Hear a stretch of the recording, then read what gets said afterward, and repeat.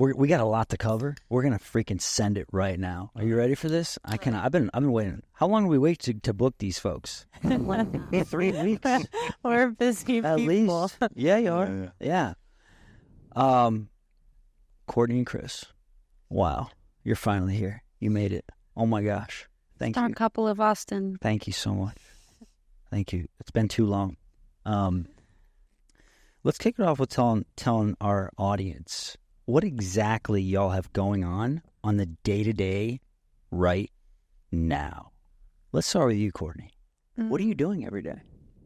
Lots of connecting in one form or the other.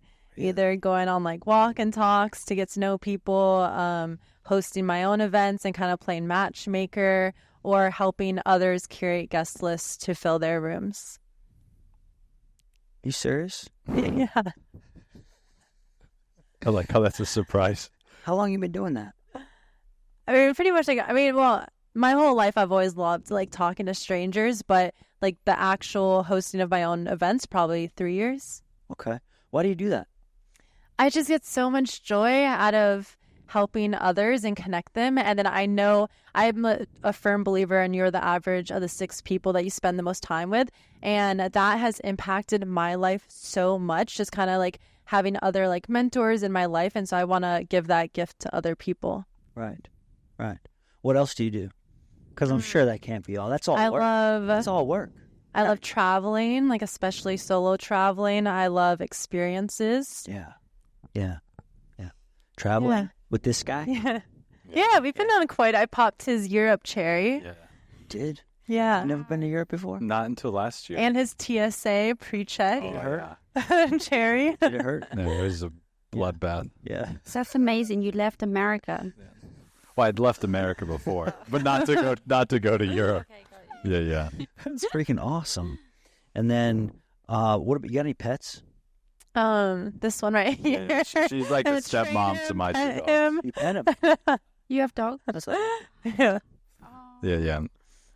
Wow. I shouldn't tell him what I say every time I come home, right? Yeah. What I always say. Yeah. What do you say?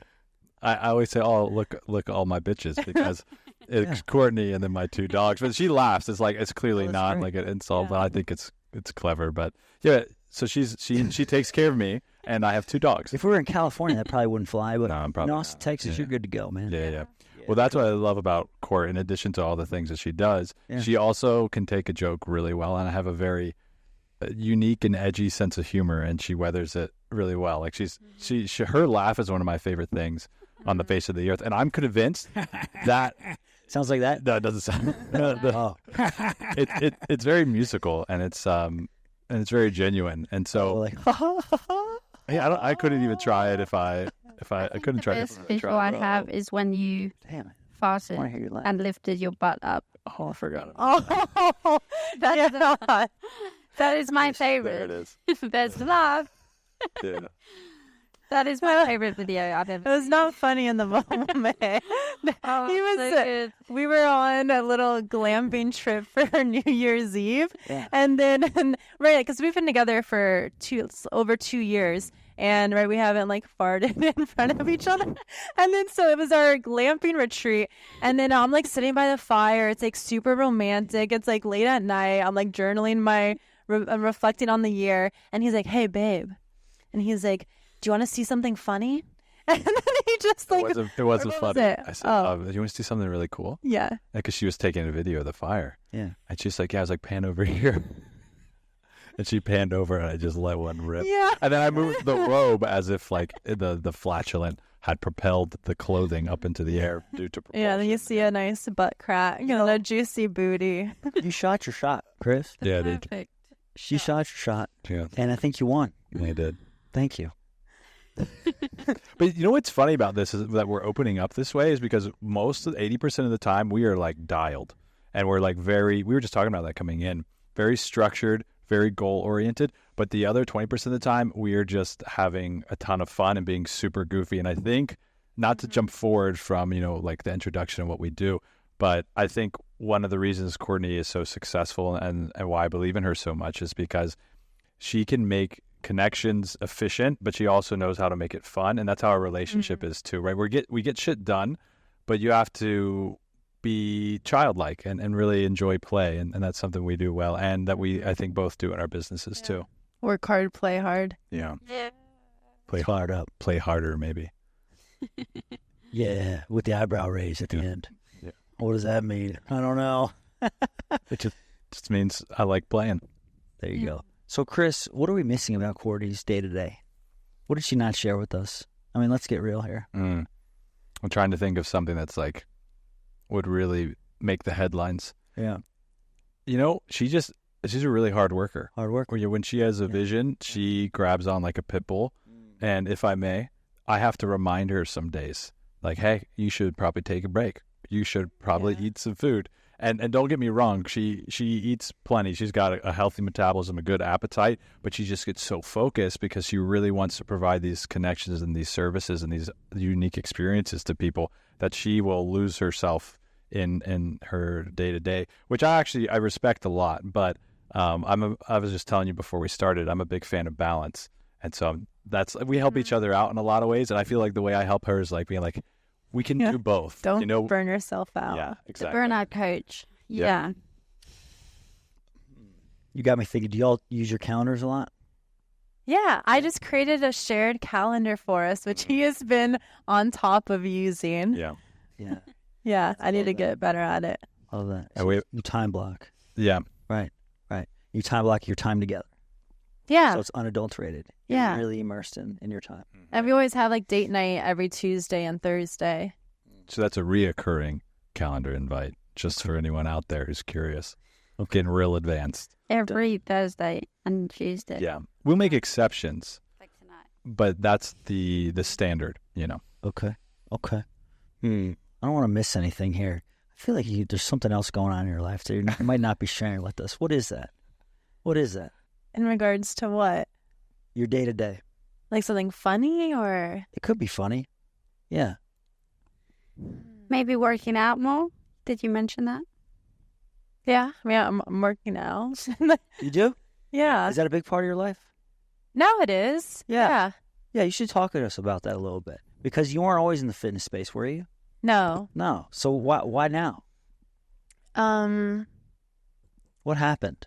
What pivoted for you? I think Where you're like, I gotta get in the gym right now. Let me get Yeah. this. Yeah. I'm not sure exactly, but I think maybe when I moved to Austin like 3 years ago, I saw it as like an opportunity to kind of like have a fresh start. And so, yeah, I went to the gym, and when you first start working out, it's like those beginner gains. And so it's just like so motivating Yes. and then I just like kept going up in weight because like building muscle, and it just got so addicting. Okay, awesome. I'm so glad we touched upon that because I think what was missing was somewhat of a hobby of yours. Okay, I'm so glad. Okay, very good. Now, Chris, what are you doing? What are you doing, man? Really, you wake up. What happens next? I'm a nerd for my routine. Good. And perhaps it's because that's what I coach people to do. Really? And so I have flexibility in my routine, but a lot of it is taking care of the dogs, making sure Courtney eats food. Actually, she's pretty good. She's just good about that. Getting sunlight, doing all these kind of holistic health things. And so I have 60 to 90 minutes where I check off the majority of what I need to do. And then I have focus work, and then I take a break and get outside, and then more focus work. And then I repeat that 3 or 4 times depending on the day and what's required.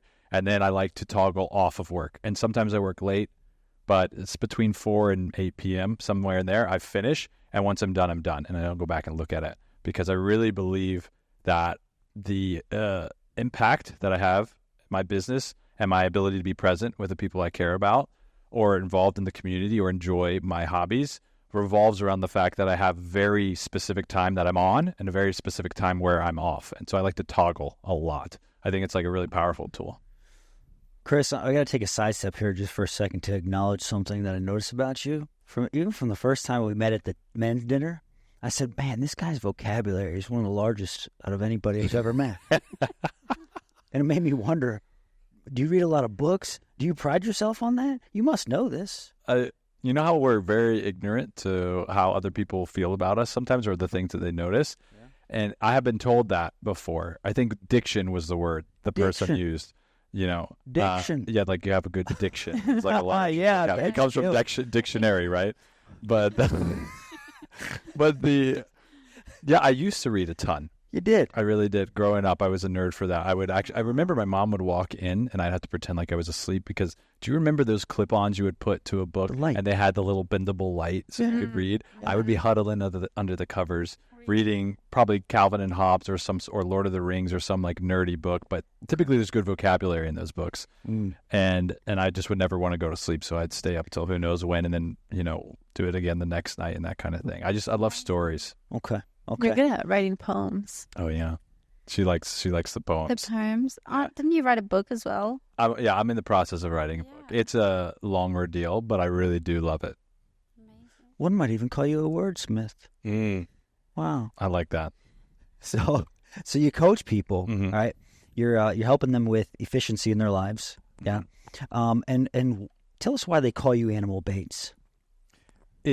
I love puns, and it's animal based is the diet that I eat. And I go by Bates in a lot of circles, not just Chris, which is my last name, and so it just works out. It's catchy and it's fun, and I do think animal based is more about a lifestyle than it's just a diet. Again, it's just like holistic health perspective, and because I don't really believe in diet dogma. What is that? Like when someone is almost so vehemently attached to an idea of a belief system, which could be a diet, specifically, obviously with diet dogma, that they basically throw out any other idea that could compete with theirs or might butt heads with their idea. And I think that's really dangerous because we're ignorant to what we don't know. And health, like everything in life, it has infinite layers of complexity. So every layer we peel back, there's another layer we didn't even know was there. And once we discover it, it changes everything we thought to be true. So I just believe in operating both in the diet realm and in the relationship realm and in the business realm with the faith that what you're doing, there's something good about it, but also the openness that you don't really know what you'll change your mind about in the future. So I love animal-based, but I know that I probably won't eat this way for forever. I might eat in a similar way and change a few things, but yeah, I digress. Okay. Yeah, I've never thought of it like that, so thank you for sharing. And y'all are a couple, for those that don't. I don't think we ever really said that. I think it's obvious, though. Y'all are a couple. How do y'all act as a team on the day-to-day? What stands out to you both the most in your teamwork? You can go ahead a bit. Yeah, you all get separate answers. Yeah. You can start. Okay. I think that one of my favorite things about Courtney is this eternal optimism. And I'm optimistic when it comes to supporting other people, but I'm a hypocrite because sometimes I'm really hard on myself in my own mind. And Courtney believes in me to the moon and back and then some. Well, And so that gives me fuel to do a lot of things. And it's not that I necessarily think ill of myself, but it's just we're all our own biggest critics at certain times. And sometimes I question if, I'm on the right path, if I'm doing the right thing. And it's, no matter what it is, no matter how intimidated I might be about the challenge or the endeavor, Courtney just believes in me, like with no question. It just in a split second. And that's really empowering. Are you tearing up a little? Chris, where do you feel that when she talks to you that way? Like where specifically Yes. in my body? Yeah, when you think about her encouraging you, where do you feel it? I think mostly in my heart and in my gut. Yeah. Interesting. Yeah. I'm not sure why. I hadn't thought about that. It's a really good question. Okay. Yeah. Do you have an answer? Yeah, what's your answer? Yeah. Repeat the question for where do we show up as a team? Yeah, how do y'all act as a team in your relationship every day? I think being each other's biggest supporter and biggest cheerleader, and even like relationship check-ins. I feel like that's a good way to show up as a team and be like, all right, what are we focusing on this month? Where do we need support? How are we showing up for each other? How are we showing up for ourselves? And just kind of having that safe space to communicate. Now, is that a system you've developed? Is it in your calendar to do that? Yeah. It is. It is. Yeah. That was Thursday Courtney's of idea. every month. Yeah. Freaking love that. I love the calendar. So you sit there together and you whiteboard.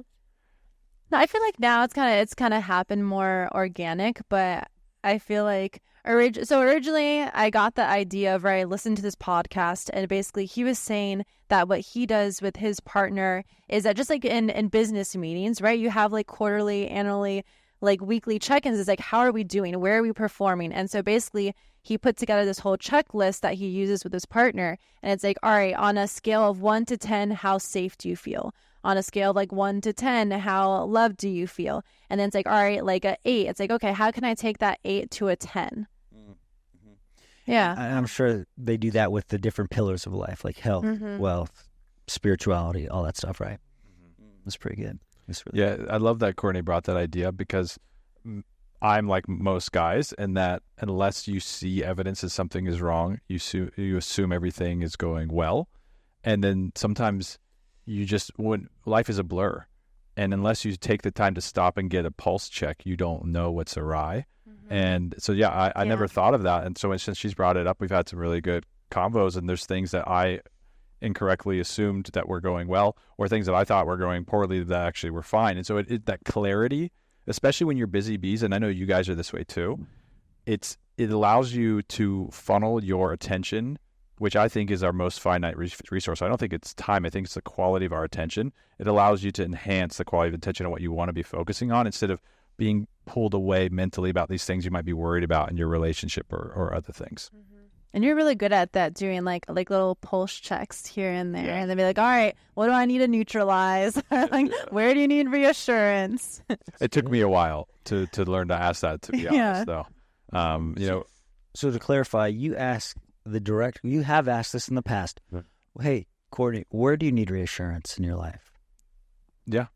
Really? Yeah, I've asked that. That's great. After I failed to ask it a few times, right? Okay. It's just like anything else. Okay. You fail forward and you learn. But then I realized like some of the miscommunications and our challenges as a couple, it wasn't like big stuff. It was just like she needed to be reassured, and I didn't realize that, you know? Or, and it goes both ways, right? It's like these little things. So as soon as you recognize your patterns and you build in these systems to help you to ensure that they don't slip through the cracks, or while you might be paying attention to something else, then you just have this almost bulletproof. I mean, I don't knock on wood. I don't want to, jinx it, but you have a semi-bulletproof way of ensuring that your quality of your time together in your relationship, you just like strengthen that, Yeah. You mitigate risk is probably a good way to say it.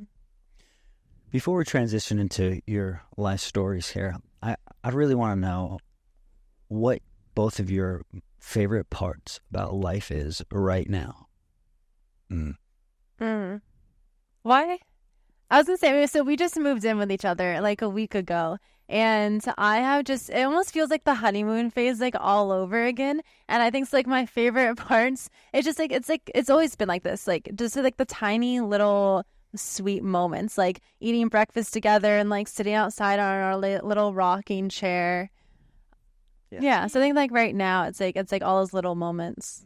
Now, is there any other facets of life outside the relationship that make you really happy and fulfilled? So I'm required to say that. Just kidding. Yeah. But okay, repeat the question. Yeah. So, is there anything else that just gets you super fired up about life, other than the things that you have going on in your relationship? Like, what has you the most excited lately?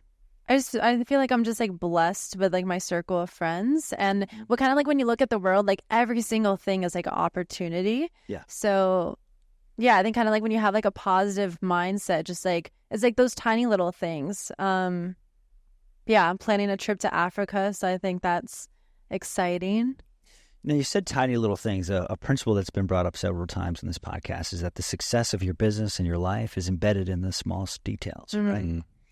So when you talk about eating breakfast with Chris, right, that's such a tiny activity, but it's so fulfilling, isn't it?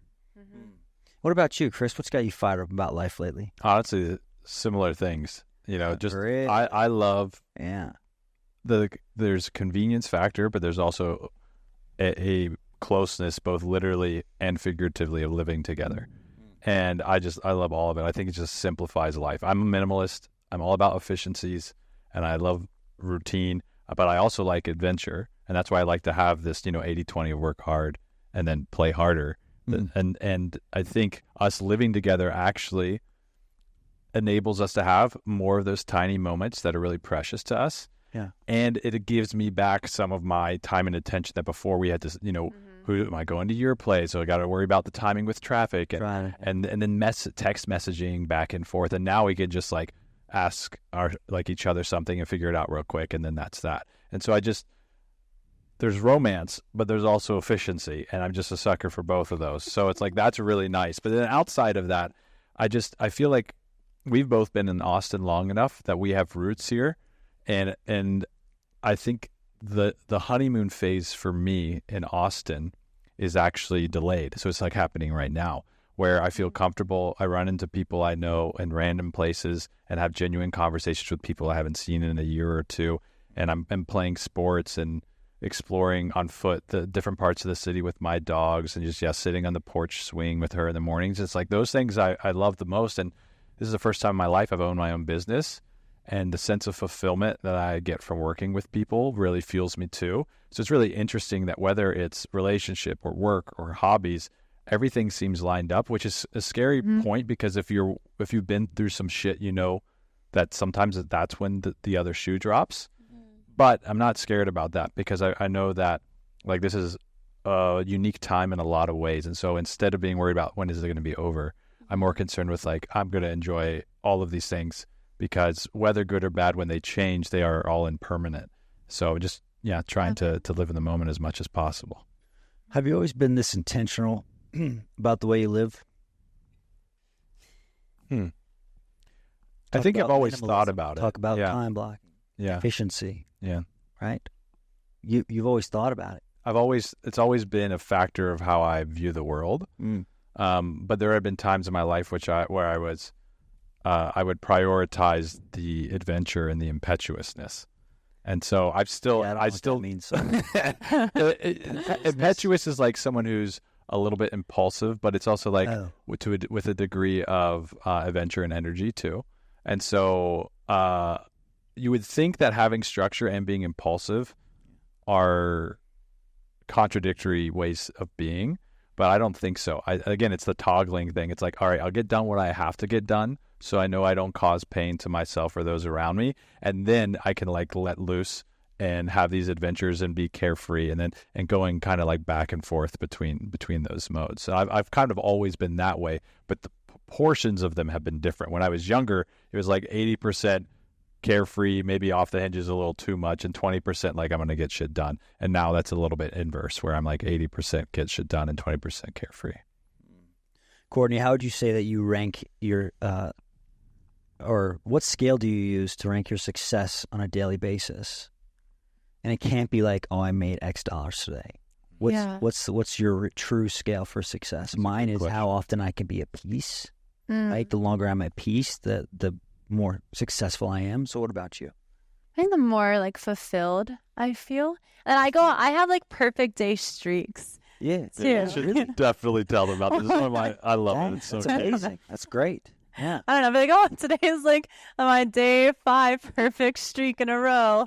So but I do start like every morning kind of like, because I get so overwhelmed. I mean, I'm sure as everyone, when you look at your to-do list. So it's like, all right, what are like my 3 biggest needle movers today? So I try to do that. But kind of it's like, did I hit my non-negotiables? Did I go to the gym? Did I eat enough protein? Did I like go on a walk and get sunshine? Did we get to like communicate? And so like just like, is my cup full? And then where I get to by the end of the night, I get to like relax and not feel like stressed. So all those activities lead to a sense of fulfillment. And when you get to do that, then you can deem yourself successful. Yeah. That's great. Okay. I'm glad I asked. That's awesome. That's a good question. Yeah, very intentional as well. Very good. All right, folks, time to hop on a school bus because we're going on a trip. We're going on a trip down memory lane. Buckle up. Yeah, y'all remember your first school bus driver? Have you ever taken a bus? Yeah. You do? He was a madman. It was a guy. Oh, yeah. Did he pull over when he was pissed?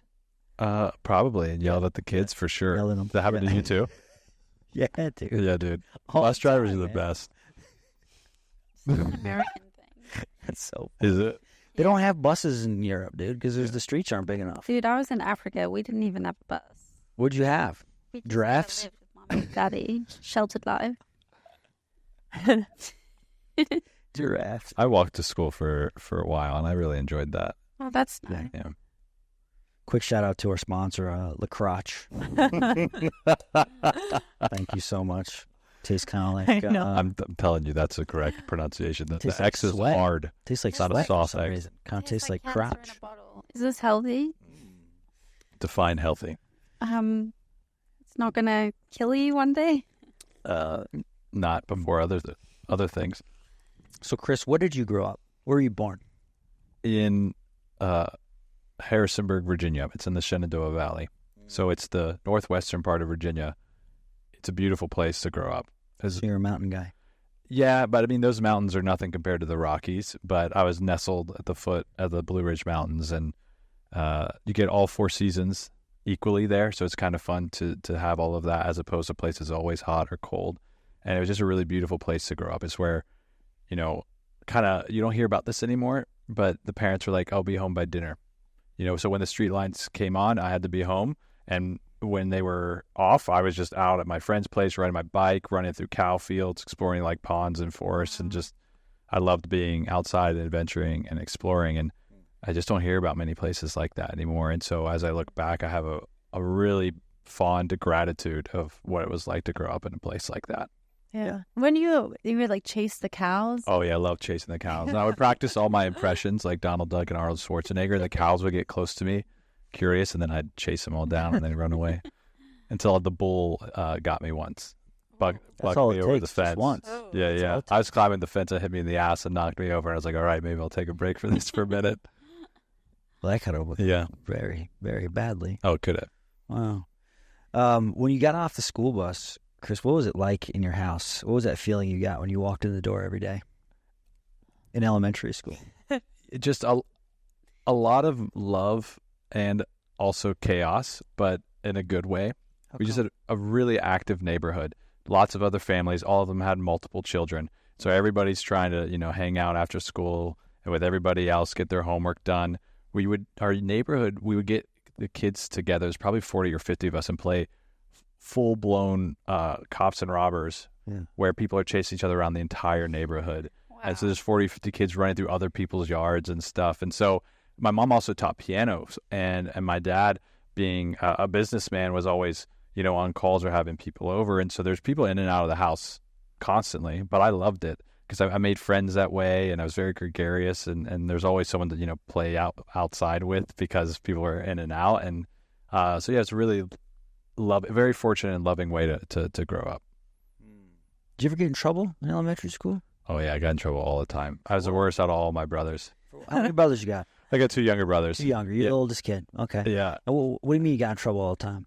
I think I What did that just look like? always wanted to go and do things, Yeah. and so I didn't like going to bed. I didn't like having to do my chores Yeah. or any of that. I just wanted to go out and adventure and be with people.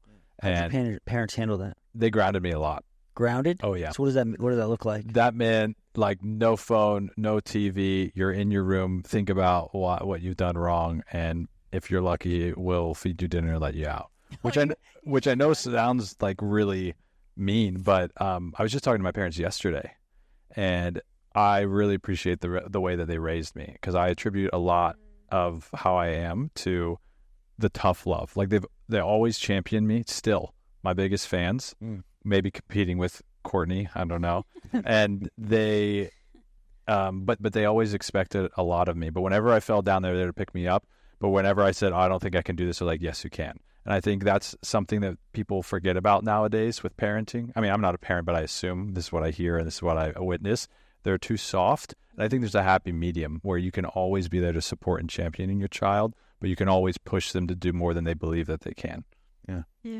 Or hold them to high expectations. Ed Milet calls it being blissfully dissatisfied. Hey, nice job, and let's keep going. I like that. Yeah, let's keep seeing what else is out there. What were you going to say, Charlie? Oh, I was gonna say you should share the what's it, the little Veggie Tales, or like with the French one? accent. Oh my God. Yeah. So my It's funny. That sounds So- great. you're familiar with VeggieTales, right? Yeah. Yeah. Yeah. So for those who don't know, is this animated children's kind of like Christian show, and they did all these kind of what's it called, renditions of Bible stories, and they had these catchy songs. And so there is these French peas who had this song about, people walking around Jericho. And I always did like the French impression, and my mom thought it was the funniest thing. So like she's got a great memory, and to this day she'll still bring up the funniest and also most embarrassing stories for me and my brothers. And so she was telling Courtney that over Christmas when she came to visit my family. And is that the one you were talking about? Yeah, but like your mom would come in and like tell you not to do something. Yeah. She would say something along the lines of like, don't do that, and that's not very nice. And then as she's walking away in my French accent when I was like 6 years old, I'd be like, do that, it's not very nice. And she would just like try not to like let me hear her laugh because I was like mocking her in a French accent.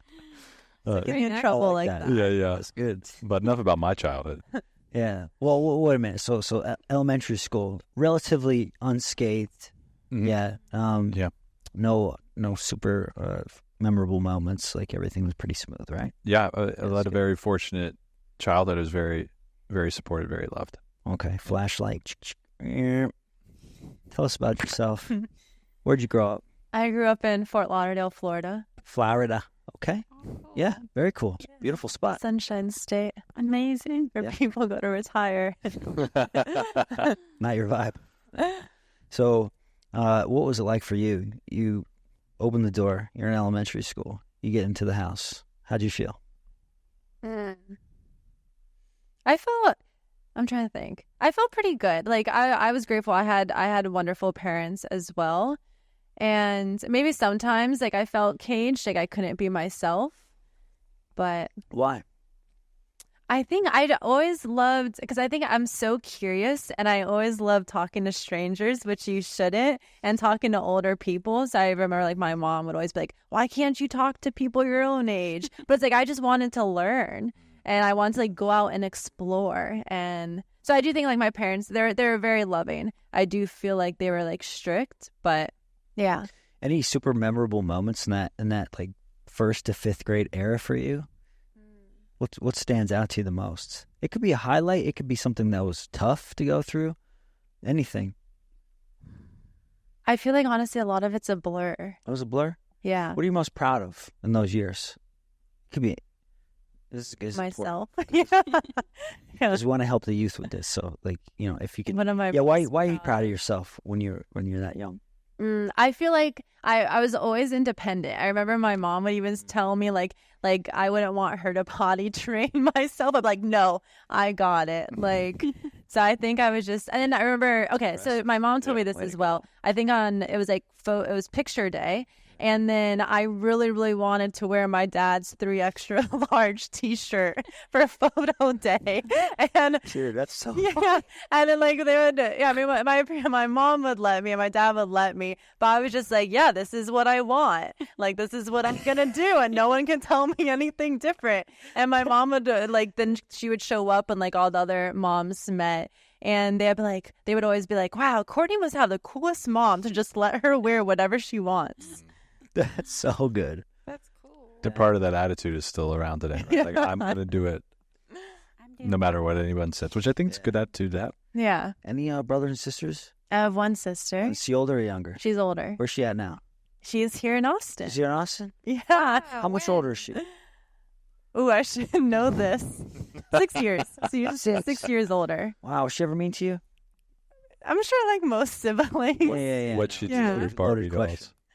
Yeah. What she do to your Barbie dolls? Oh, what she would do if we would get in an argument, she would rip the heads off my Barbie dolls. That's demonic, dude. I know. That's freaking sick. Yeah. love Or it. she would like rip the hair off of them. That's sick. I'm so sorry. It's okay. Or we would play, I think she could laugh about it now, so I think it's fine sharing it. But whenever we would play Monopoly, I love board games. Like, I still love board games. Yeah. But whenever we would play Monopoly, she'd be like, if you buy Boardwalk, like, it's done. And then she'd like flip the whole board. Yeah. So funny. So, So where does she live in Austin? closer to the Domain. Oh, cool. Yeah. You guys are still close? Yeah. We're closer. We're definitely way closer now than we were then. But like we just caught up the other day and it was so nice. And we just talked for like 4 hours straight. Oh, wow. That's so nice. Yeah. Dang. What's her name? Rebecca. She connected? I don't know. I think she's leaned more into being a connector. I think she started like a Facebook group and she's like the moderator and she's like super proud to be like running that. That's so cool. What's your favorite part about your sister? I feel like she's also like 100% like her authentic self as well. And she's also not afraid to like be blunt and like be confrontational and like stand up for herself. Yeah, that's him. Yeah. And she does what she wants. That's so good. What about you and your brothers? What's your favorite part? What's their names? Stephen and David. Steven and David? Yeah. Yeah. They're- Talk to them? Yeah. Okay. But we're very much all in person people. So like my friends and my family who aren't here, I don't necessarily talk to them a lot. I'll call my parents every week or two just to catch up real quick. But outside of that, I'll maybe FaceTime my brothers once every 3 or 4 months. And I see them and I put everything else in my life on pause twice a year. And so when I'm with them, and we catch up and we play board games and we talk about everything. And that's how I like my friendships to be when they're not around. I like to focus on what's in front of me. And so my favorite thing about my brothers is that we are all so similar, but we're slightly different. And it's just enough to make it interesting and funny and also irritating all at the same time.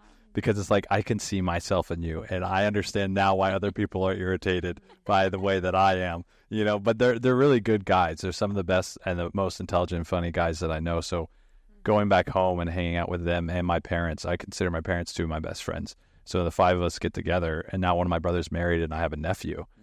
He's not even a year old yet. It's just a really fun family dynamic to sit around and tell old stories and new ones and just give each other shit and bring up some of these stories that Courtney has heard. And when she comes to visit, so twice a year, I go to see them. Once is at a lake. My dad's favorite place is this old little lake near where I grew up, and he has a boat. And it's like a kind of like a fixer-upper, but it's his his empty nester gift to himself. He's always loved boats. So he's always at the lake, and so we all go out there. And I brought Courtney, and she just fit right in. And we play she loves board games. My family loves games. So we're just laughing and hooping and hollering and making meat and eating ice cream and playing games and enjoying the sunshine. And over Christmas, it's the same thing minus the boat and the sunshine. But I'm there for 3 weeks, and it always goes by like this. And I look forward to it so much. But yeah. And all of you and your brothers and your dad, they all have like the deepest voices. And as far as I can't tell the difference, but it's just so cute when they all like sing Christmas carols, and yeah, it's phenomenal. Yeah, my brothers and I sang growing up. And we're all like bass too. So if you're not familiar with that, it's like the lowest register for dividing parts. Oh, you got a good bass voice there too, Greg. Thank you. Yeah, but yeah, it's funny because none of us can sing high enough. So we're all like the when you sing at Christmas, and my mom plays the piano. So whenever we all sing along, it's just very bass heavy because we don't have the higher parts to do the melody or the harmonies. If you could, there's a good chance that your brothers might one day watch this. That would be great. Why don't we go ahead and give them a gift, and then you get to give your sister a gift? Why don't you share a message with them, a message of appreciation to them? Yeah, I'll go first, so that way you have time to think. Okay. I think they already know this already, but David and Steven, you are two of the best guys I've ever met. And though we literally beat the shit out of each other growing up, I still look at those as fond memories. And even though that I'm the oldest, they're both taller than me. I look up to you guys not only literally now that you've grown, but figuratively too. And it's amazing how age has nothing to do with whether or not you look up to somebody. So, and kind of like Rebecca, Courtney's sister, you guys are two of the most authentic people that I know. And I think in a world where that's running dangerously low, that's a really admirable trait to have. That's incredible. Thank you for doing that. And before we get to Courtney, I'm going to encourage the listeners to do something similar to that, to what Chris just did, to somebody that means a lot to them, because we have the ability to give a gift like that in every single interaction that we have. Wouldn't you call that? It's like an energetic gift, right? Think about what that would do, what that's going to do to their day when they get to watch that, right? And all it took was some intention and some heart. Nice job. Thank you. How about yourself? Ready? Go. I feel like I want to start crying. Okay. I love you and I am so proud of you. And I don't think I've ever told you that I'm proud of you. But I wanted you to know that. And yeah, like I know I'm your younger sister, but like I look up to you in so many ways as well. And I'm so proud of where you've came. You're in like a healthy, loving relationship and you have a job that you love. And yeah, it makes me so happy to see you happy. It's amazing. Thank you both. Thank you. That's big time. Let's transition into to middle school. Middle school can be a little weird for a lot of people. It can be, right? I don't know. What do you think? Yeah. How was it for you? Yeah? Yeah, it can be real weird. Yeah. Were you, I think I was a little overweight in middle school, right? But then I got a bicycle in the summer going into ninth grade. And I grew real tall and all that stuff, and things panned out for me, thankfully. But, middle school's not that in great a shape. What about you guys? Like, what happened there? How would you describe it, your experience? Do you want to go first, babe? You can go. Okay. Middle school was tough for me. As we went over, I had a very fortunate home situation and upbringing, and I realized that not everybody has that. But I've noticed with people I've talked to, and then with myself, of course, middle school can be tough because it's when you start to become self-aware enough to care what other people think. And I let that go too far. In fact, I let it go so far that I created other people's opinions of me, and I didn't even know if that's how they felt about me.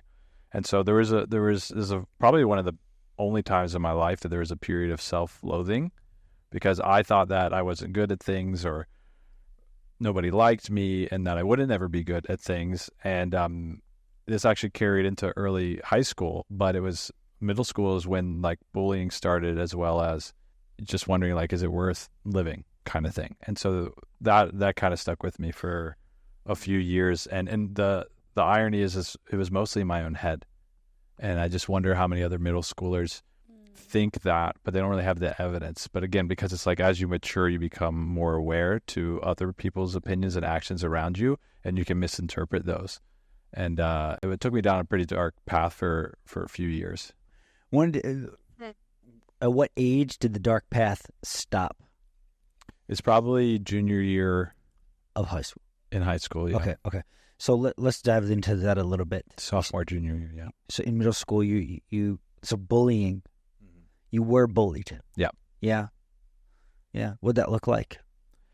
It's actually one of the reasons I started walking to school, because there were guys on my bus who I was just super afraid to get on the bus because, I haven't always been athletic or well-spoken, and it's kind of the nerd, reading the books, and I have no regrets for reading the books. Even at the time, I wasn't ashamed about it.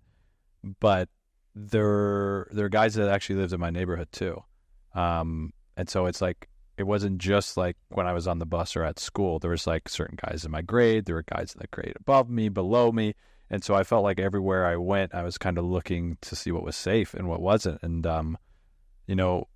looking back on it now, I didn't realize how that could wear on somebody because you're just in it. You don't think about that when you're a kid.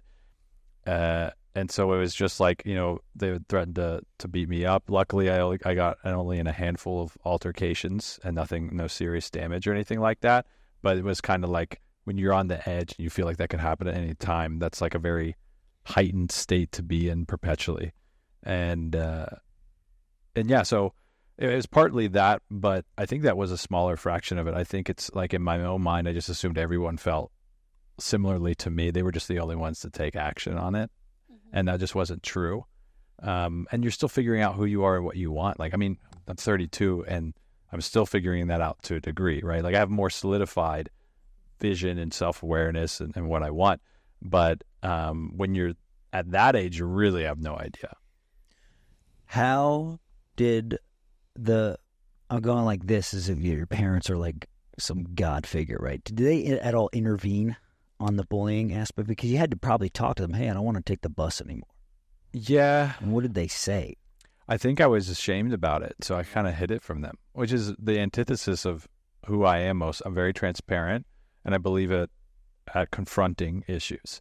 But again, I was younger, and I like mom and dad are really spectacular people, and they put a lot of other people's well-being on their shoulders, and I could see that. So whether it's community, church, also dad worked in the housing market on the mortgage side of things. That's what he's done for 38 years now. And so coming up on 2008 was a tough time. Yeah. And especially the years after. And so I didn't want to add any burden to them. And so it was really a secret until, I don't even think they knew that I suffered that way until I was 23. Wow. And I told them, Dude. because I had gotten old enough to realize that wasn't something to be ashamed about, you know? So many kids are probably dealing with the same kind of thing. Yeah, hide it from their parents. Hiding it. And the worst part is that they would have been really helpful. They would have been glad to help. They would have been so supportive. Yeah. And they feel like they screwed up because I chose not to come to them. But it was really just my choice. Had I come to them, they would have been amazing support. And I think other parents probably feel that way too, right? They're like, oh, why didn't my kid tell me about this? And it's like, I think what they have to realize, it has nothing to do with them. It's all about being in the middle of it and being with your peers and dealing with that social dynamic for the first time, you know? Yeah. Yeah. And you said you got to an extremely dark point at one point. You probably felt isolated. Yeah. Right? Usually that's how that happens. How did you get out of that rut? Yeah, I don't want it to spend too long on. Oh, this is the last touch. Okay, cool. Yeah. I'll summarize really well, so it's like that people can get a succinct story. Yeah. I actually planned on ending my life, and it's really a serendipitous moment where I had a note and I had a bullet chambered, and then I hear my mom running down the stairs, and this is the craziest thing. Another buddy of mine who's really close to me tried to OD the same day. Dang. And like one of my best friends. And so immediately the plan went on the back burner because it wasn't about me anymore. And I saw firsthand what it did to him and his family when that wasn't successful, and the ramifications mentally and in the family dynamic went through. And I realized that that was a really selfish thing for me to want to do. And so I realized that it was never an option. And once that switch flipped and I saw how that went for him, it kind of woke me up and made me realize that I was in my own head more than anything, and that everything was a choice. So I could choose to treat life differently, and I could choose to act differently. And that was going into, I think it was in between sophomore and junior year. And so I became a different person. And people would even comment on that. And I mean, in some of my close friends, I was the same. But the difference was I wasn't ashamed of being myself in front of people who might bully me or might not like me, or it no longer became important. And so that's when I started to lean into who I am today. It started then. And it was like I started doing everything. I tried. I was playing soccer. I was swimming. I did musical for the first time. I ran track for the first time. I said no to things that I felt obligated to do, and then tried the things I wanted to. And I started to be more gregarious and silly, but still getting more shit done. And I had a renewed sense of energy, and the world became my oyster versus this really dangerous terrain that I had to watch my back at every step. And I really do attribute it to my buddy. And he's alive and well and happy today. And I've told him this before. But it's I think that's the only reason that I didn't literally and figuratively pull the trigger. Now, earlier you talked about check-ins in your relationship. I think that's an underrated activity, because here you are, everything on paper looks great. Your parents are like, hey, Chris, how's school? Great. Okay, great. Meanwhile, in the background, you're dealing with some intense darkness, as dark as it gets, right? So I think that's a valuable lesson here. That you just shared with your story. I think there's powerful. Two takeaways that may not be very apparent. One is that pain is relative. Take me, for example. We weren't super wealthy, we weren't super poor, but very good home environment, very good community, very safe place to grow up, good school, good people in general around. Yeah. But yet I still was in a really dark place. And I think sometimes people, especially, younger people, believe that their pain isn't justified, and that's just never the case. It's always relative. So if you're suffering a lot and there's other people around you that are suffering more, it doesn't matter because it's what's relative to you. Because people have done really terrible things to themselves or other people. When you compare it to other people, it doesn't seem like much, but for them, it was a rock bottom moment. And so I think just learning to identify your rock bottom moments and accept that that's okay, regardless of what other people are experiencing around you, really helps you through those times. And then the second thing, I think, is to establish some sort of permanent reminder, like an anchor. So, and it's sitting on our nightstand right now. Yeah. I have the bullet that was chambered. I kept it. It's 9mm and it's all tarnished now from me touching it and stuff. And it sits on my nightstand, and every day I see it, and I don't think, oh, that was a terrible time and like poor me. I think, you know what? It's like there's a reason to like get out of bed and do what I'm meant to do today, because like I remember clear as day, like it was yesterday, that's never an option. And so I think that's my anchor. It helps me not let that memory that I shared grow faded or ever less effective. And so I think whether it's a physical anchor or a metaphorical anchor, after you've been through a really deep moment, have some sort of built-in reminder to not let you forget the pain of that moment, and then you're not likely to revisit it ever again, or you'll be strong enough when someone else is there and you can be like, I know, I remember that. Yeah, it's like the final stage of the completion process. To close the circle, to take ownership of it, to feel it. Yeah, and put it behind you. Yeah. Very good. Courtney. Yes. Holy smokes. Middle school. What happened? Yeah. I feel like middle school and high school all kind of like blurred together, but in elementary school, just all of it. I think I remember one time, I don't remember if it was elementary school or middle school or what, but I think I was at lunch and you had to like choose where you sit, right? It's like, oh, do I sit with like the band people? Do I sit with the popular kids? Like wherever I sit, this is going to determine the whole trajectory of the year. And I think like one day I sat with like the anime people. And then like the next day I sat with the popular people. And then day 3, I'm like, okay, I got a little taste of both. Now who do I choose?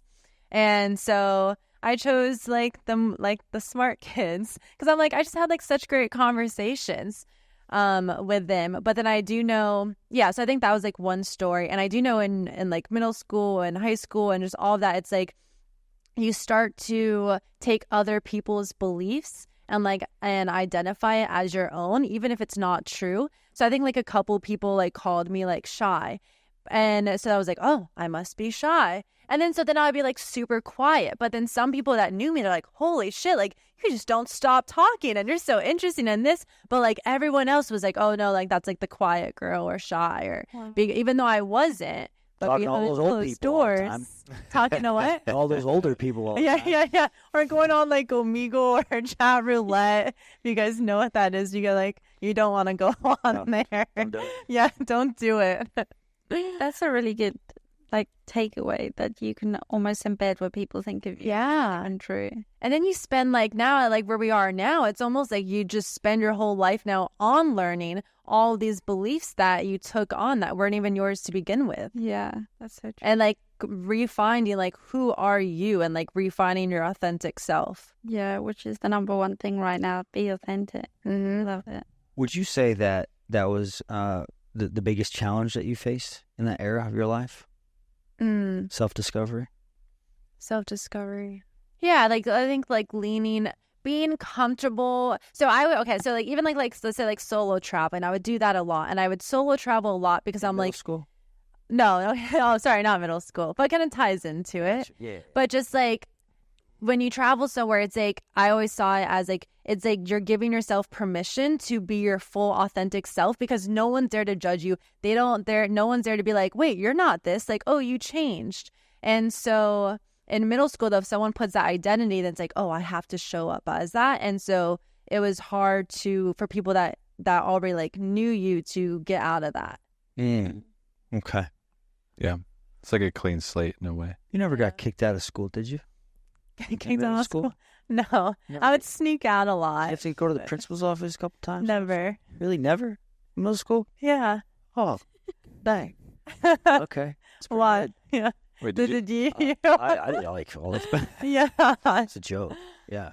Kayleigh's over there like not wanting to answer the question. She got so much trouble. What I Did did. you really get in a lot of trouble? Oh, all the time.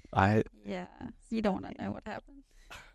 Her stuff. We're gonna interview her. Yeah. Her stuff's like intense, dude. I don't want to talk about it. I mean, not today, not today. Yeah. It's intense. Wait, were you saying that you were sneaking out of school or Well, out of home? Probably more so high school. Yeah, Okay. like out of school or out of home? Like you were Oh. where were you sneaking out of? Mainly out of home. Yeah. Do you ever smoke? Did I ever? No. Really? Never. I mean, I tried it once. So I love new things. So like, I'm all about experimenting. So yes, like I've tried it once, but I just When? get so paranoid. When? Probably in middle school, like In middle middle to like school. the You're park. 13 years old. You're Yeah. smoking pot. With your Yeah. friends. Was it a pot or cigarette? Pot. Okay. Weed. That's quite Yeah. popular in the US. Dude, my parents would have castrated me. Really? Oh yeah, It's freaking extreme. I don't want to. I've still never smoked pot, not even once. I didn't try it. It's not worth it. It's a gateway drug. Do you smoke cigarettes too? No. You guys are so good. Well behaved. Okay, we can move on past the middle school era. High school, right? High school's kind of a big deal because after that, you're free. Mm. Yeah, Mhm. yeah. What did it feel like for you, being in high school? Is there any uncertainty about? Yeah, we'll talk to you, Chris. Was there any uncertainty about what you're going to do afterwards, or your friend group, or your family ecosystem? Talk to us about all of those. Yeah. So after feeling like I finally started to uncover who I wanted to be, and maybe you even was destined to be, I just wanted to experience all the things. But my grades weren't really up to par because half of high school I was like not concerned with grades and other things. I battled my parents about that. I got grounded a lot about it. And so I couldn't go to the colleges I wanted to. I couldn't get in. And so there's a community college 15, 20 minutes away. I was like, all right, 13th and 14th grade, here we come. And a lot of people at my school did that. And so I knew I was going there. What I was going to do for work, I had no idea, but I didn't really care at the moment because I was just in this new version of me. And I just wanted to experience the world and just, experience people and get my energy out. I always had so much energy and I felt like I'd bottled it up for so long. And so I wasn't really concerned about a lot of that, to be honest. There was some push and pull with like my parents feeling like I needed to go to a 4-year good school, and why hadn't I worked on my grades better so I could go where I wanted and get more scholarships. But, in the moment, I cared about that later on, but not in that moment too much. Just high school was junior and senior year was a breeze. It's Played just, sports? yeah. What sports? Yeah, soccer and swimming. Yeah. But then I was getting into ultimate frisbee because I got really big, and I actually played that in college in a club team. But I always played a little bit of everything, like pickup volleyball, basketball. I never really played those sports for the school, but just anything that had to do like a team game that was outside or even, in the gym, I was for it. Oh shoot, where was I going to go with that one? Man, Honestly, there's not really much to go. Like that was just like an age of adventure and experience and just like waking up. What are you most proud of From that for your period high of time? school experience? That I tried a lot of things that I was too scared of trying the years prior. So like senior year especially. So yeah, I was like, I'd learned to sing that year, and I got on stage in front of people for the musical and for chorus and auditioned for other things. And I was also in band, and I played the tuba, and I just loved ripping a good bass line on the tuba with my other buddies in the brass section. And yeah, competing in sports in front of a crowd of people that had never done that before and until track. And it was just a lot of leaps and leaps of faith and trying stuff and doing your best and forgetting the rest. At any point in time, did you feel like life was unfair for any reason by chance? Do you recall any feelings like that in that area? Not after I kind of woke back up. I mean, I dislocated. Back up. Yeah. Wow. Yeah. It felt like that. Yeah. I dislocated both my knees within a year of each other, Okay. playing sports or running around doing stuff. Yeah. But I didn't feel like that was unfair. In fact, I still played tackle football with my buddies in a brace because I didn't want to stop being active. And when you're younger, you're so resilient. So like every time that I got injured a lot because I was always doing things, and my parents would be like, "Oh, be careful," and then I would just not be careful. It just go so ham. Yeah, Okay. it was a good time to be alive. Love it. I think Courtney's high school is much more interesting than mine. Why are you saying that? I think it We're is. about to find out. Yeah. So, tell us, where'd you go to high school? Fort Lauderdale? Yeah. And you went to Virginia? Yeah, where Okay. I grew up. Yeah. So, what was it like in your experience? I still feel like high school, I was still figuring out myself and everything. I remember I was also in band and then in the brass section, a little tromboner. Tromboner. Yeah. I wouldn't call it that. She comes from a family of boners. Oh yeah, my dad, my sister. Everybody's a boner. Yeah. We're all boners. I think, right, it's like my dad's like, oh, well, like, you like things I like. So, like, well, he kind of like forced me and my sister to both play the trombone. And so I think there was a little bit resentment in that because, like, I played, yeah. So, like, we were tromboners in middle school. We were tromboners in high school. And then I think finally in junior year, I'm like, F this. Like, I never wanted to do this in the first place. Right. But then after. It's a massive case. Yeah. Massive. I was pretty good, though. I was first chair. So, yeah. Yeah, respect. Yeah, mad respect. Yeah.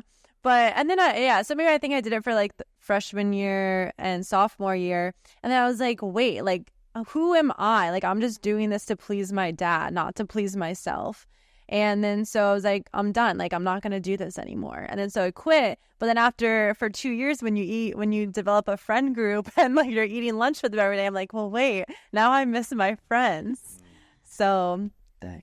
I think that was one story. And then I think another, I guess, like belief and yeah, I guess like another belief that I kind of like took on in high school was that no guys would ask me out in person. And then so I think I kind of like developed the belief that like I'm not like girlfriend material.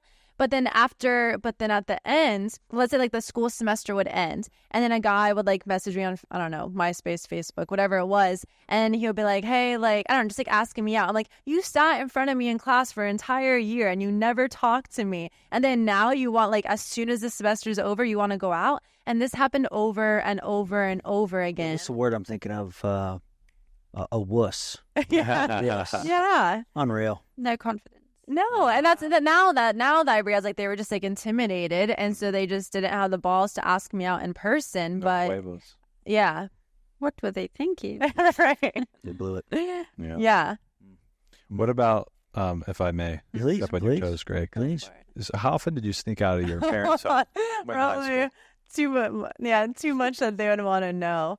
But You Why? weren't smoking pot with your friends, clearly. wait, what? You weren't smoking pot. So what were you sneaking out for?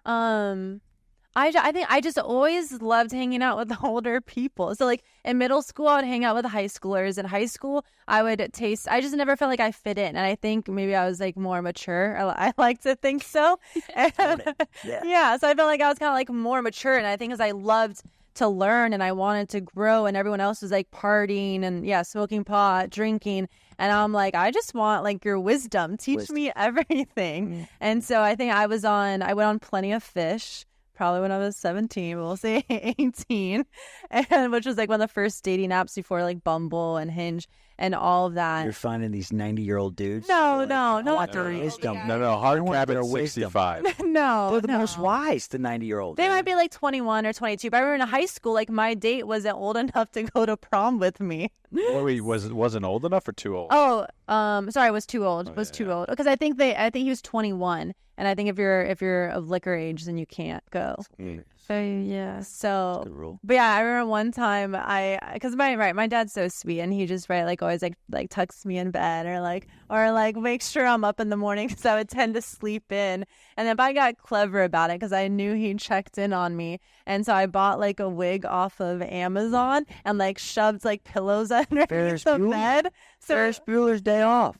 Have you ever seen that movie? Yeah. He does that. oh wow, Yeah, he makes a fake body in his bed. yeah. It works. So And he clever. didn't notice. No, I mean, I passed a few times. He didn't notice. I'm like, thank goodness. But one day I messed up, right? I don't think I came back home soon enough. And then, so basically it was like earlier in the morning. So I was like trying to get ready to go to school. And then my dad's so I'm walking in my window. And then at the same time as I'm walking in my window, my dad opens up the door to wish me a good morning. I have one foot inside my room, one foot out the window. He looks at me. He looks at the wig, and then he's like, "Oh my gosh!" Like, hi. Isn't that great? That's like, I love this that's story. like And then, movie. so then the Dude. next, Oh my God. and then the next day I come home from school and I open up my room and there's a whole bookshelf that he nailed in front of the window so I couldn't slide open and sneak out. That's so annoying. I know. I still did it, but That's Dude. gold. Yeah, but yeah. Yeah. in your dad's defense, can you imagine having Yeah. 2 daughters and finding that one is coming back home at that time in the morning Yeah. when she's 17? I would have nailed a lot more than bookshelf to that window. Yeah, Yeah. definitely. And it was funny because my poor mom, she grew like a garden right outside of the window, and there was like I think like hedges, but that's where I would sneak out. So then like the hedges look so pretty, and then there's like a dead patch like where I would stomp out to walk out. She's like, why is that? I think one day it was so funny. She's like, why is there like a dead patch of the hedges right in the center? Must be those raccoons. Damn Yeah. raccoon. I wonder why. So you were so driven to get wisdom Mm-hmm. at 17 or even Yeah. throughout your whole life. I would always have like my notes app open. I'm just like, teach me everything. I'm like constantly writing notes. Isn't that remarkable? Like, how many people do you know like that? This is what one of the many things that fascinates me about Courtney is like nobody that young that I know is actively seeking wisdom that much. Yeah. Yeah, it's amazing. So when would you say you're out of high school, maybe you're in college at this point, maybe it's past college, whatever it is. When would you say that you really got in your stride to where you knew that you're going to do what you're doing now? To where it hit you and you said, oh my gosh, this is my path now. I mean, that wasn't until recently, probably. Really? I did always know that I was going to be like an entrepreneur. Okay. Like that's 100%. Yeah. And even like in college, like most people were out like partying, right? And I really just didn't have that party experience because I would be like right in my dorm room and there was a site called like Creative Live and they would release like one free like business or like self-help workshop every single day and you couldn't fast forward because it was like free. So I would just like sit there and like listen and yeah. So I always knew about like the entrepreneurial spirit. The events and connecting people wasn't probably till recently. So you take the entrepreneurial spirit and then along the lines, you probably tried a few different things and then you figured out that events and connecting people was going to be what ignited you. So you said it was recently. How recent? Maybe since I moved to Austin, 3 years. I do know I've always said like I'm just, I don't know, I'm surprised, but I would just always be like, wow, I always attract the best people into my life. And it happens everywhere I go. And there could be a room full of people. And somehow I just feel like I've always like attracted the most interesting person in the room. And yeah, Would you say you've got endless appetite for something like that? for sure. You do. Yeah. Yes, that's your passion. Yeah. That's your passion. Aren't you glad you get to act upon your passion every day? Mm-hmm. Yeah, not everybody gets to do that. It's amazing. Jeez. Chris, when did it hit you? The time when you figured out, oh my gosh, this is what I have to do in my life. This is what my highest purpose is. Maybe it's the contrarian in me, but I think we get that feeling a few times in our life, right? Because there's seasons. Of course. And I don't know that some things are for forever and some other things it's like this is the right call for right now. And so I think I've been hit with that feeling maybe 3 different times. And 2 of them were since I was 28, so in the last 4 years. Right? It's like when I uprooted my whole entire life and also left the end of a very tough marriage to come to Austin to work for Heart and Soil, I had that feeling that I knew no matter what I was sacrificing, that I was doing it for a cause that was greater than me. And then when I got here and I was working my way up in the company and living that day, even though startup is really tough. Business marriage. Sorry? Business marriage. Oh, I left my marriage Oh, you were in Virginia. married? Yeah. Oh, wow. Good clarification questions. Yeah, I was married for 5 years, Oh, wow. and I was working in the family biz, the mortgage business, residential mortgages. And then, I saw Paul Saladino and Heart and Soil, and I was just so drawn to it based off of all my passions and hobbies and side quests and side gigs. And then I applied, didn't expect to hear back, and they flew me down. And then I decided to take off a week of work and really see if it was what I wanted. I just had that feeling that I needed to make the jump, and so I did. And I left, my wife at the time, and then we were in the process of getting separated and divorced once I moved. And I'd been in Virginia my whole life, so I was 28. You're 28. Yeah, Okay, got it. 28. 20. Actually, might have been 29, 28 or 29. And so, and that's so I knew though, without a doubt in my mind, and that very seldomly happened to me in my life, that I needed to do this thing. And then that was a really good few years, like everything that needed to happen. I even met Courtney during that time, and Austin, and everything else that came of that. I didn't know anything about Austin. Not a damn So thing. the job brought you here. Yep. And Wow. then I think I needed to be here, but I also needed to be with other people and understand things from that role. And then taking the leap of faith for my business, which was I was really encouraged by Courtney a lot. She saw that was the right path for me before I did. That was the next time that I knew this is what I need to do without question. That has been tougher in a lot of ways because being a solopreneur, but it's also been more rewarding. And so those were two things that stick out that I knew I needed to do, both of those. And both of those times just kind of like in high school when I went from being I awakened. They both felt like awakenings in different ways, Yeah. Isn't that exciting when that happens? Mm. Yeah. You literally like light up. Light, and it's like you see the light. Mhm. You're like, this is what I've been waiting for, right? Chris, we got to touch upon the divorce for a second here. Okay. How was it on the exit? Wait, can I add something? Oh, Or just quick. That's good. yeah. I was just gonna say because I feel like a lot of people sometimes say this as well. But when Chris first told me on our second date that you were divorced, I think I might have even told you before. or our first, date. thought I saw it as like a turn on when he told me that, because I was like, whoa, this is a committed man. Like, yeah, because I know some people might think like, right, like, oh, it's like they have baggage or whatnot, but like I saw it like the total opposite. Yeah. Is it because of your Christian roots that you were married? That I got married.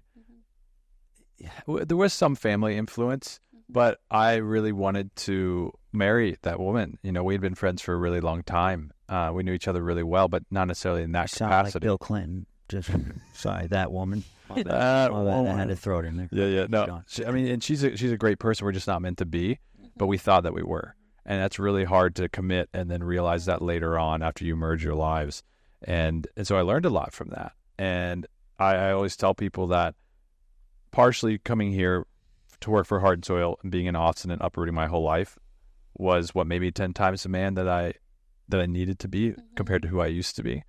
But the other part of that is just divorce in general and knowing when to throw in the towel versus knowing when to push through. And that's the power of discernment that I didn't have prior to that. I was very stubborn and perhaps I stayed in that marriage too long because I was not willing to throw the towel in. But because we tried to make it work for so long after it wasn't working, you have the clarity and the peace of mind of knowing you threw the kitchen sink at it and it's just not meant to be. Yeah. So when I came to Austin and I was going on dates, it was just really nice because I knew what I needed to do better and I knew what I wanted even more than I did before. So it just made that process a lot easier than when I was younger. And so I was very upfront with people like, hey, I'm going through separation. Hey, I'm divorced or yada, yada. Or just so you know, I still talk to my ex-wife.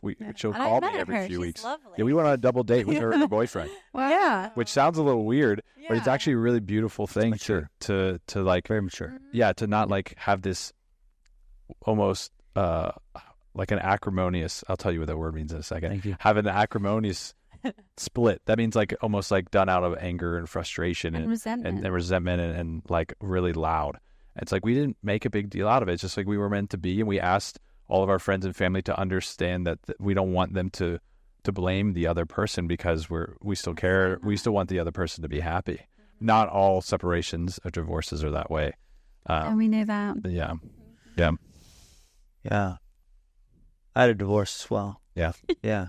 Was that funny? Was I it- hear the peanut gallery over No, there chuckling. Was it? Yeah, it's so fun. It's so good. Small town, isn't it? So was it acrimonious? I'd say no, based off your description. Thank you for that definition, by the way. No, it wasn't acrimonious. No, it was unexpected. Nice word. And Diction. it came out of nowhere. But I learned a lot of valuable lessons through that process. Yeah. Are our friends here? Yeah. We can. Oh, what's up, squad? What up? How we doing? I love you. Yeah, we're in the room and Yeah. Eli's trying Yeah. to tell us like, don't say anything. Yeah. What? Come on in. Yeah, whatever. Do what you gotta do. We won't cut this part out. No, we should keep this. I like this. Yeah, It's yeah. organic.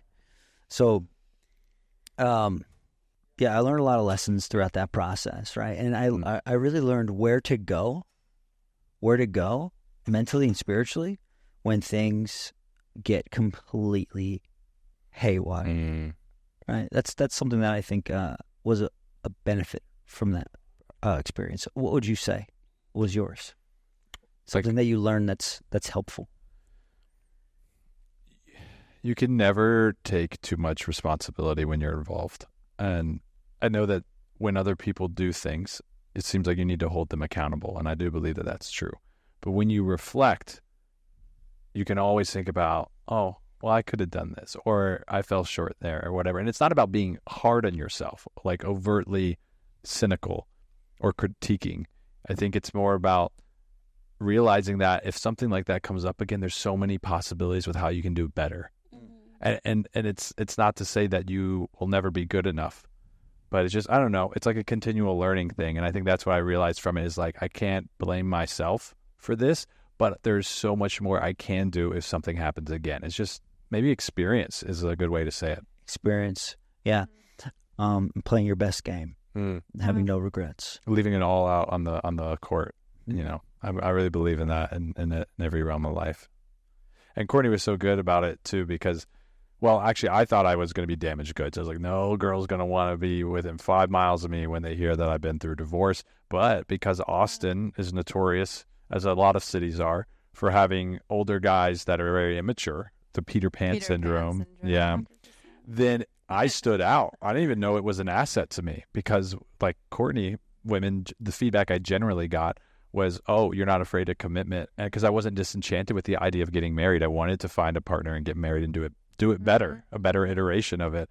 And I think most women really appreciated that. And I like being very transparent because I think it's the minimalist and efficiency part of me, but it's also, I think, just a really good way to live. And so I felt like I had to disclose that very early on whenever I was, going on a date or chatting with a girl. And I think that also displayed that I was not trying to hide anything from them or pretend like I was perfect. I didn't realize it would be received this way and that I was like checking off all these good things. It was just kind of dumb luck, but it worked out. And what date number out of your escapades was Courtney on that? She was my 54th first date 54th. in 12 calendar months. 12 months. Yeah. 54. Lucky 54. Yeah. Now let's talk a little bit about this because we have to get into this couple stuff because there's a couple series. What descriptive words would y'all use when it comes to your love for each other? I keep wanting to make you go first. So you get to go I first, know. but I think you like marinating on your answer. Yeah. Yeah. Do you want me to go? Sure. I think we're very playful. I think very playful. Like, she laughs at so much herself more than me. I'm not the funny one. She's the funny one. But luckily her laugh is so infectious. It just brightens my day no matter what's going on. And it makes me laugh. And so there's this very lighthearted, playful mood whenever we're around each other, unless something needs to get done. But then we're kind of in the trenches together. So I would say playful, but also complimentary. Because when someone really needs something, we fill the role that's needed. There's not like a lot of resistance there. I think we're really willing to jump in to help the other person. Yeah. Would you say that? Yeah, for sure. Yeah. Dang. You guys are just the sweetest. Love that. Playful and Playful. They really got power, like a power couple. Yes. She loves this phrase. Hashtag power couple. Yeah, I think we're like both very independent. I think we both have such full cups, and I think that's kind of what makes us like so attractive. And just like we both have our like own worlds, but yeah, we also like blend it together. Yeah, I think it's a good point because I think that's what makes us like magnetic. Everyone's like, whoa, Your bright lights. the Yeah. brightest, and together. and we're both like very like curious about others. We're both very like genuine. We're both very playful, very sociable. And I think sometimes when it's not that you want to deprioritize your relationship. That's not what I'm suggesting that people do. But you have to have a mission that's greater than you and greater than the relationship. And then the happy little byproduct of that is that your relationship will be healthier and your cup will be fuller and the people around you can feel that. And so I think it's really romantic and it's really sweet to say like, oh, you're my whole world, and you are. But there are also things that we're both trying to do that are bigger than us. And if somebody doesn't have a mission that's bigger than their relationship or their self, then it's hard for someone, I think, to admire you to your full potential. Yeah. Yeah, like neither of us are like, I wouldn't say like we're not like codependent on one another. But we love. But we love spending time endless- with one another. Yeah, we could talk, the two of us. Some nights we'll even plan to do things. And then we'll just realize that 4 hours later we didn't stop talking. Oh my gosh, this happens nonstop. Like not even like in the beginning. Like we're still like 2 years in and like sometimes we won't even get to date night because we're just having like pillow talk for like 4 hours straight. Just we just both love sharing like everything about our day. And when we do so much, it's just it'll take us like 4 hours to debrief on one day. Like if we haven't seen each other in 3 days, which doesn't happen now that we live together, but before it happened when we got busy, like 3 or 4 days, I like, all right, nothing's happening tonight because I know we're just going to talk for 4 hours. And some of it's sharing funny moments. Some of it's asking the other person's opinion. And some of the times it's like, hey, I like really need help with this, or like this bothered me and I need someone to share it with. And it's like anything and everything, which I really enjoy.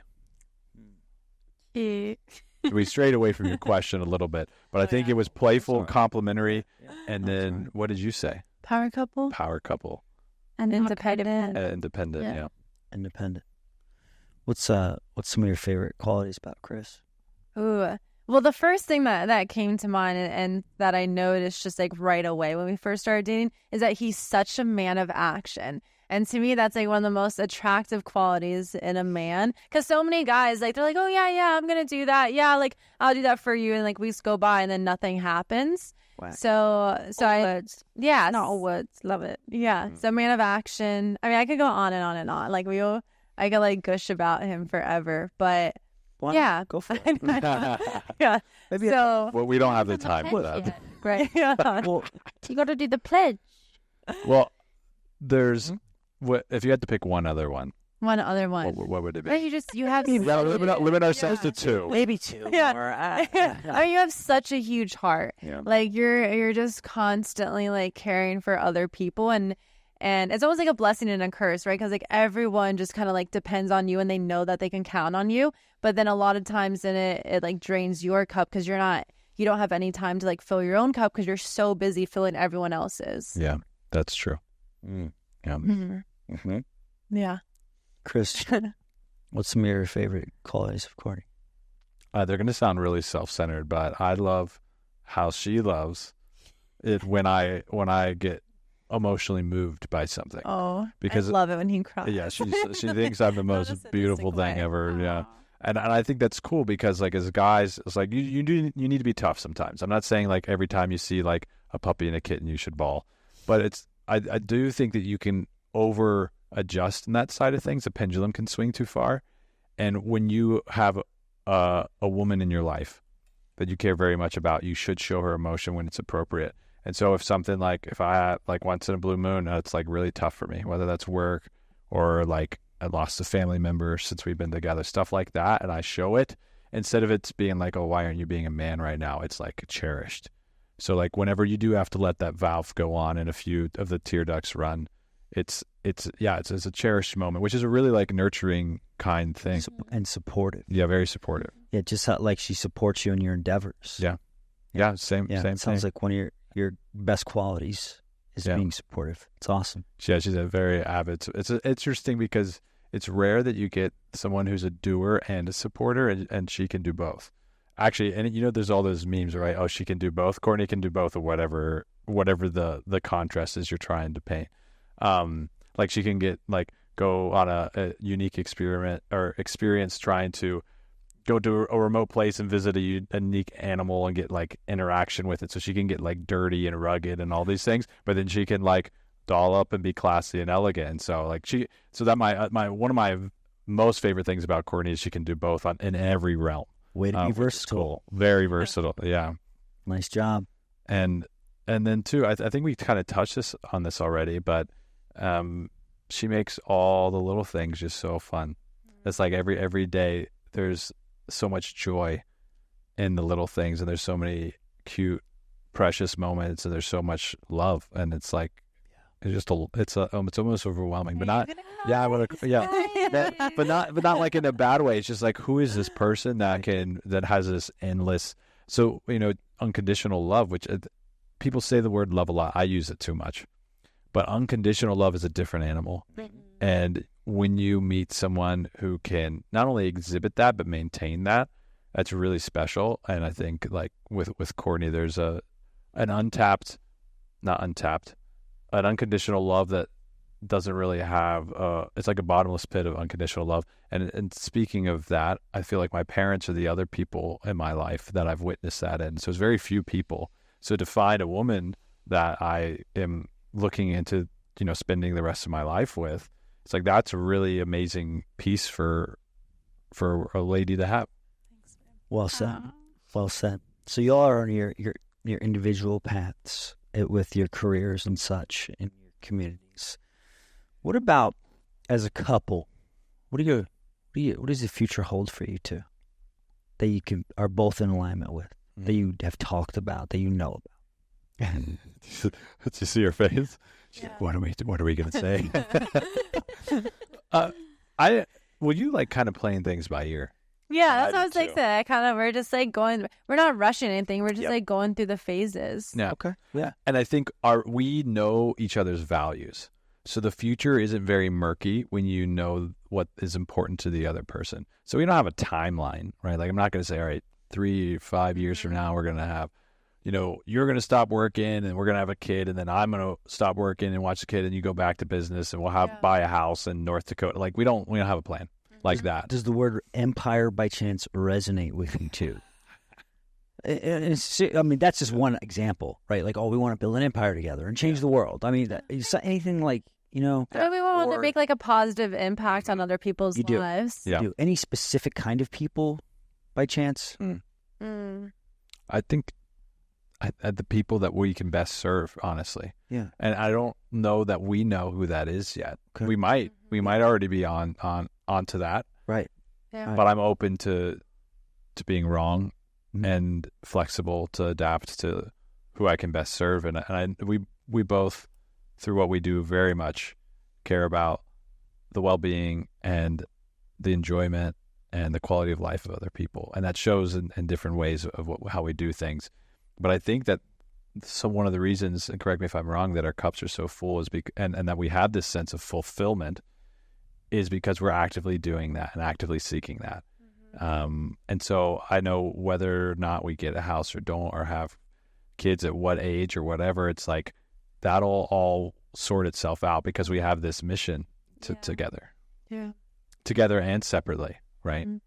I feel like I really like helping people who are like ready to help themselves, and like they're ready to like invest in themselves. And I think that's why like I just really like the entrepreneurial crowd and kind of like inspiring people to like live out their passion. And you don't like, I know some people like love their 9-to-5, and that's phenomenal. Not everyone needs to be an entrepreneur, but I do think there's part of me that just like, yeah, like I want to see people's like creativity and see what, like, I love it when I see when people like light up, when you see their voice gets loud and their eyes get big and they're just like fully like living out their passion. Like that's what I want for other people. And if I could help people experience that through connecting them to the right people to like elevate them into their best possible version, like that's what I really want. Dang, powerful. Power. Yeah. No kidding. Couple. Yeah. So it's safe to say that y'all are in a serious relationship, right? Yeah. Okay. Yeah. Yeah. Yeah, the reason I Very. I mean, that's bring that playful. up- Playful. Yeah, I exactly. don't know, maybe people can miss a seriously Yeah, beautiful. no, it was Hey, it's very not serious that kind of relationship. podcast. Yeah. Very. It's very serious. All right, I'm just checking that box before we go on to this next exercise. This fun little exercise we're going to do here. So I'm going to paint the setting. Y'all are 75 years old. Okay, Sitting on a rocking chair. your kids, they're living their own lives. You might have grandkids at this point. Mm. Y'all are reflecting on a day that you have time to spend with each other. So it's a beautiful day, of course, and you're sharing gratitude about all the things that you've accomplished together throughout the past 40 some odd years. Yeah. What would you say? What would you say to Courtney, Chris, when you're 75 years old and you're having this moment? So the sun is setting. We're each in our rocking chairs on our front wooden porch. Mm-hmm. Yeah, I'm probably watching our 37 grandchildren run around in the distance. Yeah. Yeah. Like in a field of roses. Yeah. Overlooking the mountains. Yeah, very specific. I haven't thought about this before. Yeah. What would you say? I would probably say something along the lines of, it's been a wild ride. And I had a really good person sitting shotgun with me. Because I don't know what else I would say. I know. Probably something super cliche, Yeah, probably something like hopeless romantic. Yeah. What would you say to Chris? If I'm like reflecting on our time together, Yeah, the past 40 plus years. just like I don't know, I'd probably say like I enjoyed every moment with you and kind of like the whole roller coaster, like the ups, the downs, just like every single thing. I've like embraced it, and that's like I'm so proud of how we like brought out the best in each other, and and that we're like living our happy lives. I'd probably look at point at our grandkids and say, "Oh, we made those indirectly." Yeah, that's true. But yeah, I think it's good to reflect, but I think there's also something about like just enjoying that moment. That's probably what we would be doing, or I would be doing, But yeah, 40 years, we were at like 2 and some change. It's a while from now. Yeah, it is. Yeah. Yeah. But like in a good way. But I was like, think about how much we could do in What that an time. adventure. Yeah. How many adventures within an adventure could we have, and what could we accomplish together in that time? Mm-hmm. Could be cool. It's going to be cool. Yeah. It's awesome. So now we're going to tie it up with a little fun game. This is KB Connect's favorite game. We're going to hit you with 6 questions. We don't really know what they're going to be until we start playing. Okay? Really? Yeah. I'm going to get you guys with 3. Kayleigh's going to get you guys with 3. Ready? And Courtney, what's one hidden talent that Chris has that not many people know about? Oh man, this is quick rapid fire. Quick, go. No, stunning. He's really good at soaking up all the vitamin D possible. I don't know if that's a hidden talent. Oh, I thought you were going to say No, a certain no. area. Oh well, that's what she's implying. that's what I'm implying. I just didn't want to say it. So you like sunbathe and Yeah. you Do don't sunbathe. No, a Kayleigh. certain area of his body. like without clothes on. Yeah, the dark places. Yeah. I'm so scared of the sun. Do you actually think it's healthy to be in the sun? Oh man, we could have a whole podcast on that. Really? I think it's the healthiest thing. It's the lowest hanging fruit you can do for your health is get uninhibited sun exposure. And you're making your own sunscreen, right? No. Because the sun... Oh, you mean like you're producing it through? In a way, yes. You can build up Ooh. your resistance. He's to it. really good at. He can chug like 12 raw eggs in like a matter of seconds. Yeah. That's pretty impressive. That is impressive. Glug glug. A hidden bitches. talent. Yeah. Are they organic? Yes. Yeah, cruelty free, Cruelty free. I heard they have to be organic. free range, corn and organic. soy free. What's your question? Yeah, question. Wait, do I not answer that one? No. Oh, okay. So do I ask Courtney or Chris? You ask whatever you want. Any question. Just We're not moving fast enough for Greg right now, guys. We need to pick it up. Shit. What would you have been doing tonight if you had your date night? Ooh.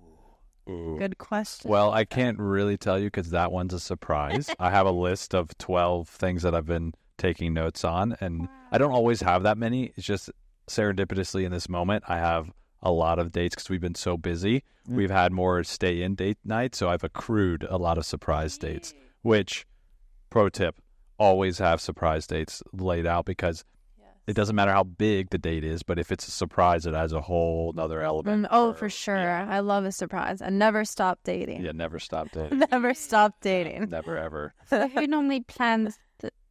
Do you both plan the dates as surprises, or is Yeah. it mainly you? Yeah, we'll do things I for feel like each I plan other. a lot, but we do things for each other. Yeah, but Courtney is more in tune with what's happening.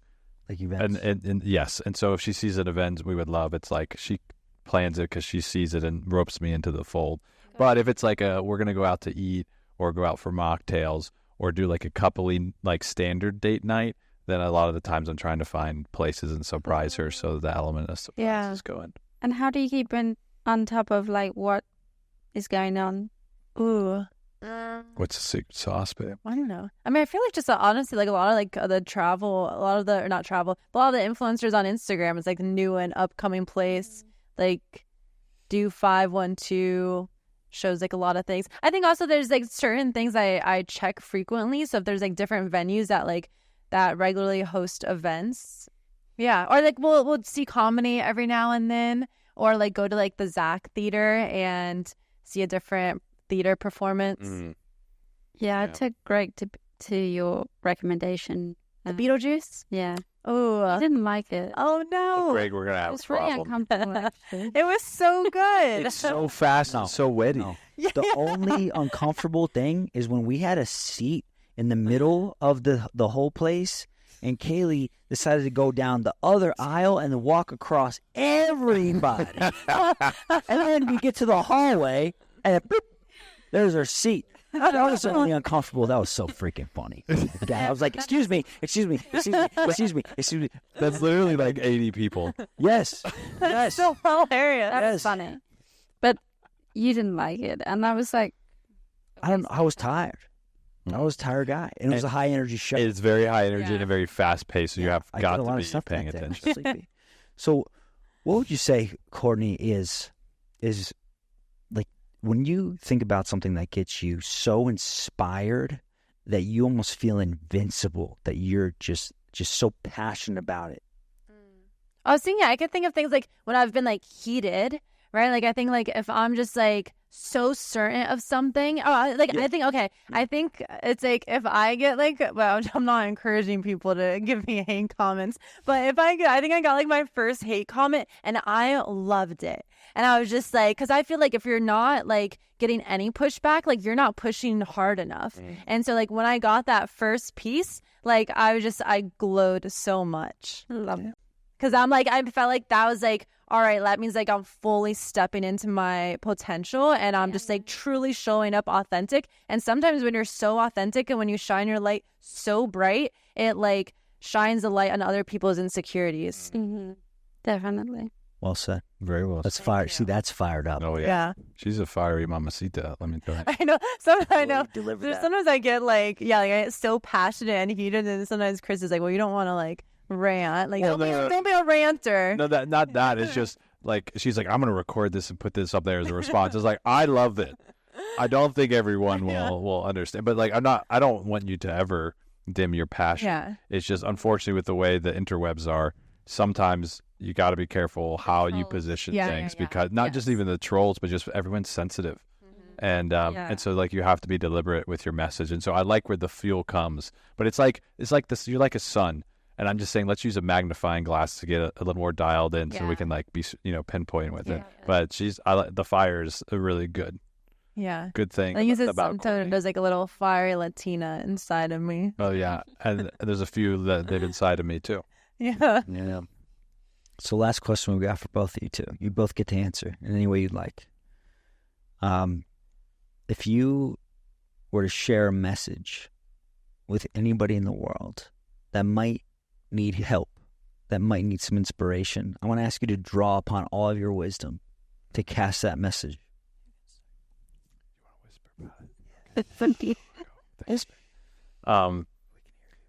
It's I'm gonna butcher the quote from Ted Lasso, but so I'll paraphrase it instead and kind of make it my own bastardized version of it. Equanimity. Never mind. I just wanted to say a big word. The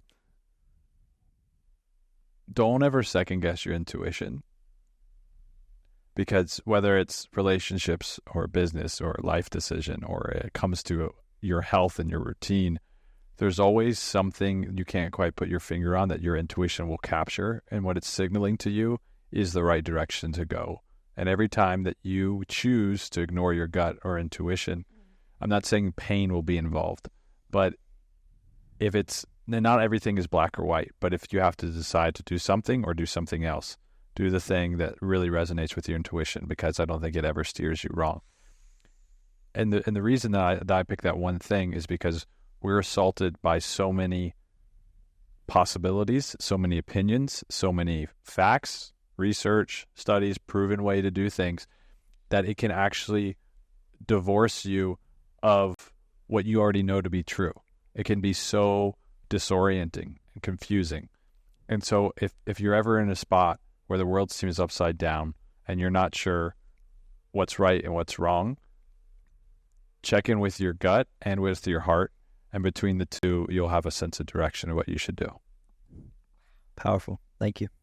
Think Ted Lasso. Thank you, Ted Lasso.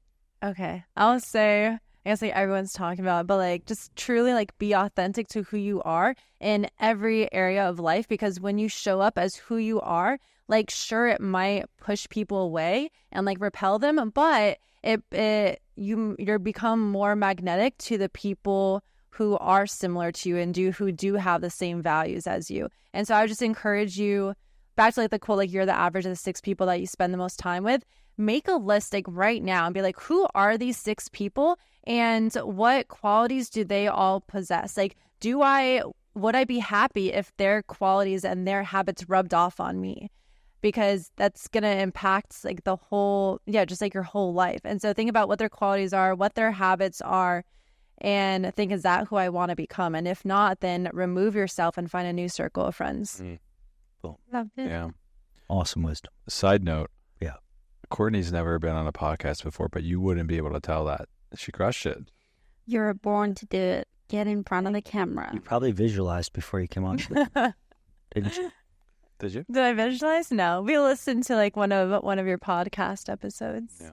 Which one? With the last one. Oh, was it Ronnie or was it the couple? The couple. The couple. Okay. Not terrible with Yeah. names. Yeah. That was... Yeah. And I owe it to great, wonderful hosts. Yeah, thank you. Yeah. Thank you. Got it down to the T. Yeah. Wow. Guys, appreciate your intentional answers. Like this was, y'all are ideal guests here because you're willing to express your vulnerability and you've got a growth mindset, willing to give back and complete the cycle of life that way. So, holy smokes. You fired up? I'm pretty fired up. Till next time, everybody. Greg Carlson, Pivotal Moments Podcast. The lovely co-host, Kayleigh Bendall, KB Connect. Yeah. That's cute. Yeah. And we got Chris and Courtney up in here. You're so cute. Yeah. Till next time. That was a fun sign off.